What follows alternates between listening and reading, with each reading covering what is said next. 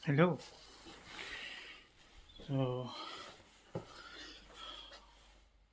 So, welcome Finland. Uh, Start na ng winter ngayon. So, tara, tingnan natin kung ano yung kalagayan sa labas.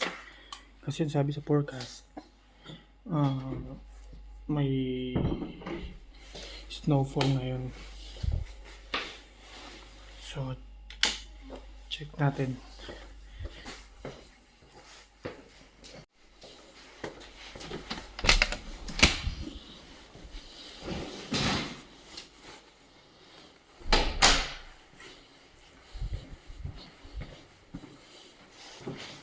Third floor.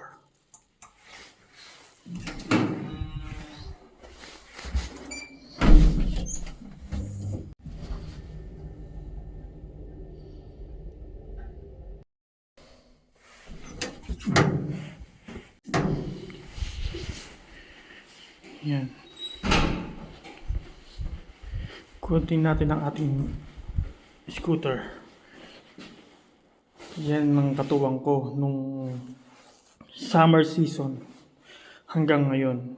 Pero once na bumuhos na yung snow, so hindi ko na siya pwede gamitin dahil ang kalsada madulas na. So alam mo yung bumuhos ang yelo tapos matutunaw ng konti. So 'di ba magtutubig siya. Tapos lalamig uli, titigas uli. Alam niyo yung tubig na yung yelo na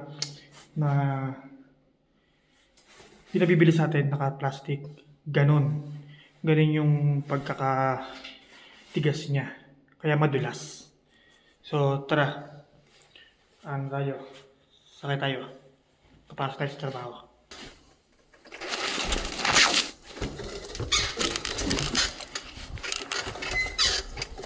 So, yan nga. So, wala pang yelo. Yung nakikita nyo sa sahig na yan, maputi-puti na yan. Pato-pato yan na nilalagay nila sa kalsada para bumuhos man yung yelo, hindi masyado madulas. So, nice. Gandang Manila. Pero yung mga sasakyan ngayon dito, may mga ano na, nagpo-cross na. Tulad ng ito.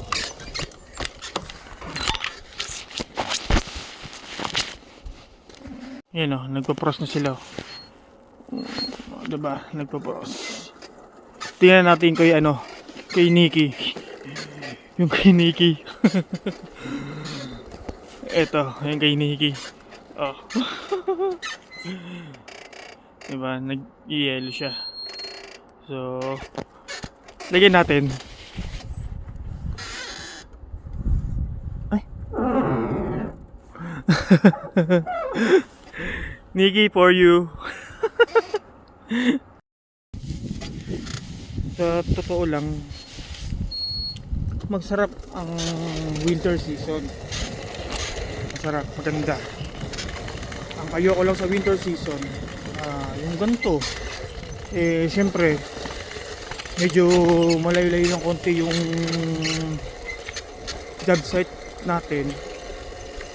So, hindi na ako pwede mag-scooter. Dahil, yun nga, madulas ang daanan. So, hindi pwede yung ganito, yung scooter ko. Dahil hindi naman ako naka-winter tire. Yung mga sasakyan kasi dito, pag summer season, nagpapalit din sila ng gulong na pang summer. Tapos pag winter season, nagpapalit din sila ng tire nila, ng gulong nila. Dahil pag hindi sila nagpalit, sobrang delikado. Nandiyan dudulas yung mga sasakyan nila, yung mga pwedeng aksidente, di ba? Yun. Kaya sobrang magastos din dito sa mga sasakyan pagdating sa mga ganyan, may mga season ganyan. Yun. Lamig. Tumatama kasi sa akin. Tumatama sa akin yung hangin at saka yung lamig. Kaya yun. Pero kaya naman. Yun.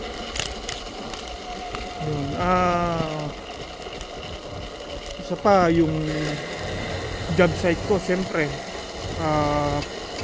medyo malayo, so talagang lakad. Ngayon sa paglalakad naman, bukod sa winter shoes, sa gantong tumitigas yung yelo sa mga kalsada, so kailangan din ng mga yung pinakabit sa sapatos, may mga spike dahil sometimes hindi sapat yung mga winter shoes lang, dahil kasi may mga winter shoes na walang spike, hindi wala siyang pag binili mo siya wala siyang kasamang spike, pero pang winter siya. Yun, kaya bumili ako, umorder na ako dahil mahirap na, dahil ang sabi sa akin ng mga kasama kong team, marami daw na aksidente sa ganon sa hospital. So dati nung nasa Lapland ako, yung kasama ko nadulas din. Yun, hospital siya, yata siya, 1 week yata siya mahigit na hindi nakapasok ng trabaho. Pero buti na lang nag-file siya dun sa agency namin na may na-aksidente siya during papunta sa trabaho, kaya bayad pa rin siya. Yun. Pero syempre kailangan huwag tayo magagaya sa kanya, kahit pa sabihin may ganon, ingat pa rin, diba? Maganda mag-ingat.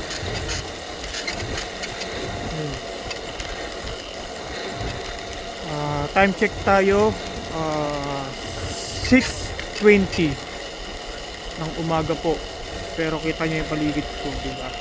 Sobrang dilim pa.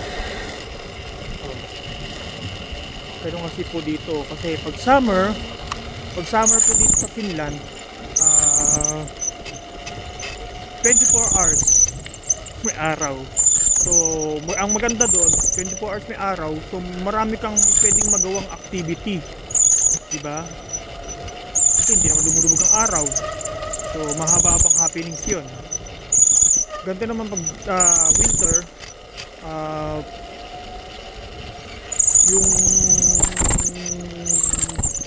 araw saglit lang, mas mahaba yung gabi. Katulad ngayon nga hindi pa talaga totally winter, dahil kakapasok lang talaga ng winter, pero ganito na. So nagkakaaraw to around mga magna 9 ng umaga yan, saka siya magkakaroon ng silip ng araw. Yan. Tapos lulubog siya kasi nung mga 4 madilim na talaga. Siguro mga 4 o magpo-4. Kala mo gabi na dito. Ganito na uli. Yun. Ngayon gusto ko sama ko kayo sa trabaho. Pero hindi ko alam kung makakapag-video ko kasi alam mo na sa trabaho, baka bawal or mapagalitan tayo. Although kahit mababait sila sa akin, huwag nating samantalahin. Ayan. Ano pa ba? So ito na lang ha. Sige. Ciao.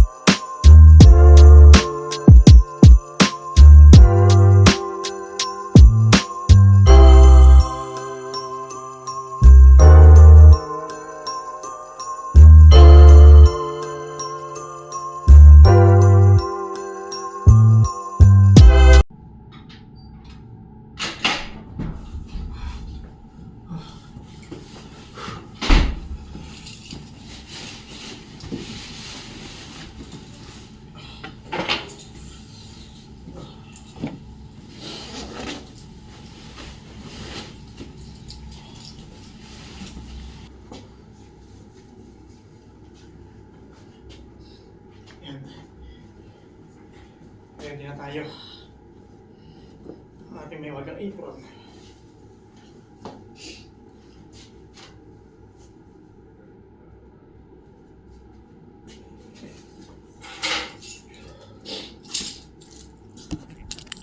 So, tara.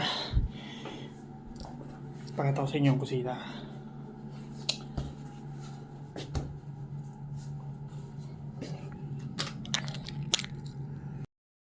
Tara, kape muna tayo. Dito tayo kasi ito ang kusina namin.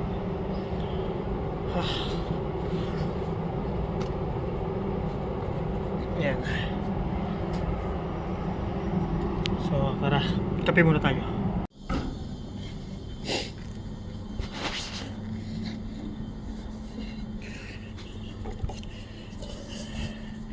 Ayan, dito. Dito kasi sa Finland importante ang kape muna. Kasi dito sila bago sila mag-start ng trabaho or nagtatrabaho sila nagkakape. Ganun sila dito.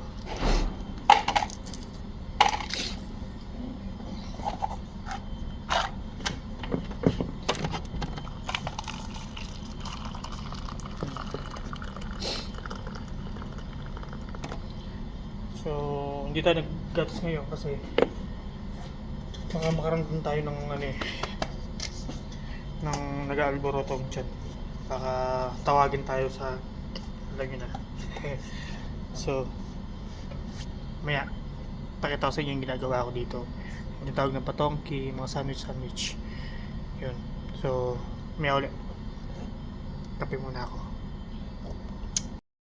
Nako, yan natin. Pasok natin yung scooter natin at nag-i-snow na putik.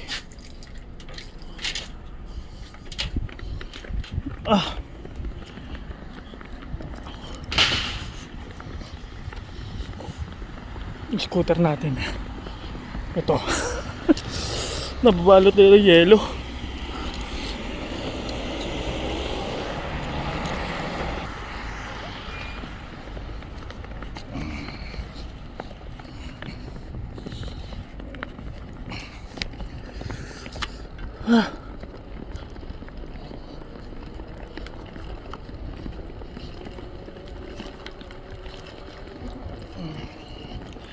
Ito yung paligid. Pero mas gusto ko yung ganito. Mas hindi ako lalamig pa ganito.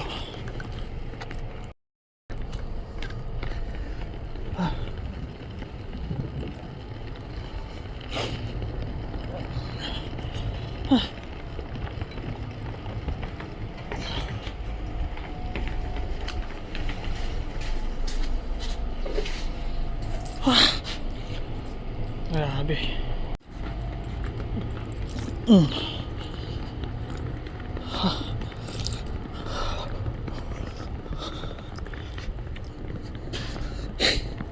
Ngayon ang problema na ito mamaya. Pag pauwi, naka-scooter ako.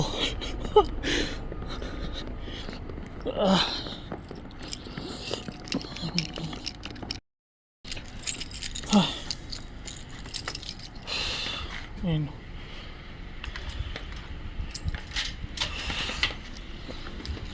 I hate snow talaga. I hate the snow.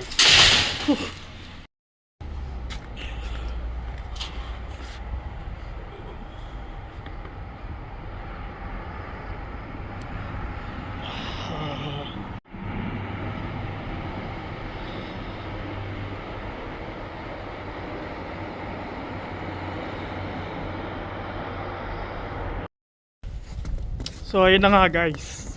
Kaka-out ko lang. Bumuhos na ang yelo. Kanina naka-scooter tayo, ngayon naglakad na lang.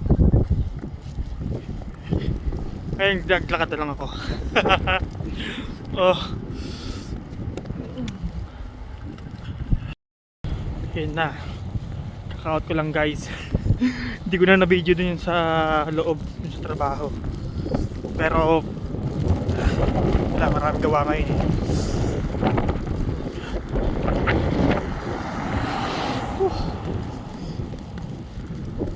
Iwan ko tuloy scooter ko, kanina naka-scooter ko, di ba? Ngayon hindi na. Sige. So, mamaya na lang pag-uwi pa sa bahay. Oh. Sige, bye.